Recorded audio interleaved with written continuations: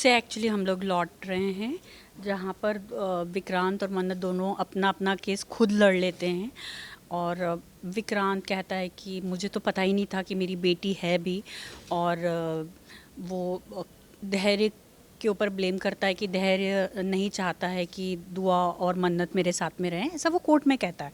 उस पर जब हम घर लौटते हैं तो धैर्य वेट कर रहा है हम लोगों का। और विक्रांत मन्नत पर भड़कता है कि तुमने तो मतलब मेरी पूरी धज्जियाँ उड़ा दी। तुम अच्छी तरह जानती थी कि और मुझे नीतू को भी कॉन्फिडेंस था कि कभी भी वो कोर्ट में या किसी के भी सामने विक्रांत की गलतियाँ नहीं दोहराएगी, क्योंकि वो प्यार करती है उससे।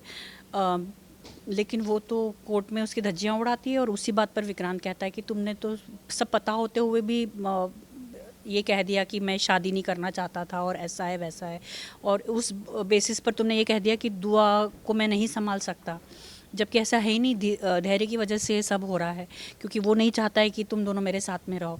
तो वो और गुस्सा कर जाती है कि मतलब कैसे तुम अपने भाई के बारे में बात कर सकते हो ऐसे, जिसने सब हमें हमेशा संभाला, तुम्हारे माँ बाप को संभाला।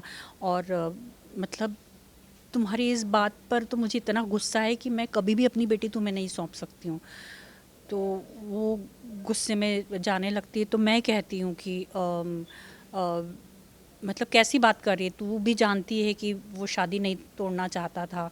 पर मैं कुछ एक अलग बात बोलना चाहती हूँ कि धैर्य से तुम्हारा रिश्ता, और उस पर दोनों विक्रांत और मन्नत दोनों मुझ पर भड़क जाते हैं। उन्हें लगता है कि मैं धैर्य और मन्नत के रिश्ते के बारे में कुछ गलत बोलने जा रही हूँ।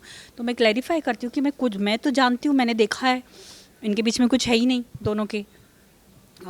उल्टा धैर्य ने बच्ची की तरह पाला है, हमें संभाला है, मैं सब कुछ जानती हूँ।